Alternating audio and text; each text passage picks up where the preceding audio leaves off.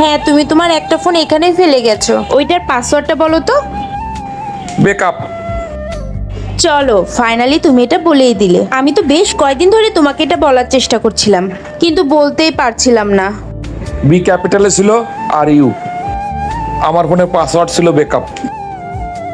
কালকে আমি একটা জবের ইন্টারভিউ দিতে গেছিলাম না, ওদের মেল এসেছিল, আমি সিলেক্ট হয়ে গেছি।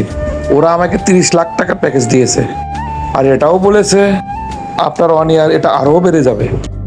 তাই মা বলছিল লাইফে যখন সেট আপ হয়েই গেছিস তাহলে বিয়েটাও করে নে। তুমি যখন আমার সাথে থাকতে চাওই না, তাহলে আর কথা বাড়িয়ে লাভ কি। ঠিক আছে, ভালো থেকো, বাই। তুমি তুমি এখানে কি করছো?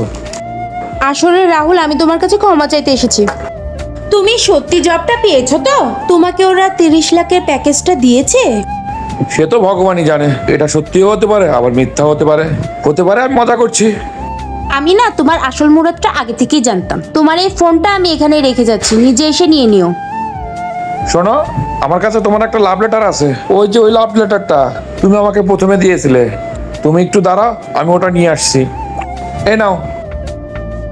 অ্যাপয়েন্টমেন্ট লেটার, 30 লাখ টাকার প্যাকেজ। তোমার আমার সবকিছু শেষ। ভিডিওটি ভালো লাগলে লাইক এবং সাবস্ক্রাইব করে যাবেন।